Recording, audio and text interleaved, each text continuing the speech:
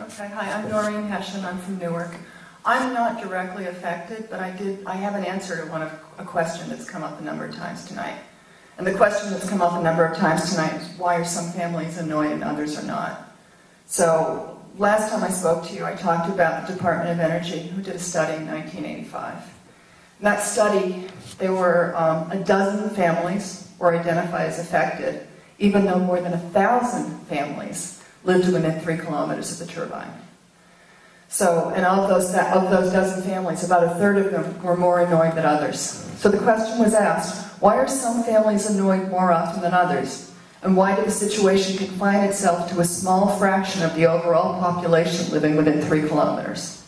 The answer is, certain homes are affected more frequently for 3 reasons.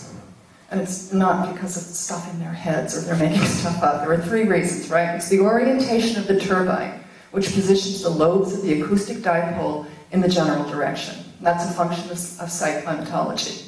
Number 2, it's the terrain along the center line of those dipoles. And number 3, it's the vertical variation of wind speed and temperature. So those factors, A and B, are the most influential, and they subsequently have an influence over the third. So it's physics, it's basic physics. That's what's, this division between neighbors is heartbreaking, because the reality is some people hear it and some people don't. But I believe that it's great that some people don't hear it and some people are fine with it, but I don't think that means that other people should suffer. Nobody should be forced to suffer for the convenience of the many. It's kind of the point of our democracy. In addition to that, what I would say is, when I spoke to you last time, the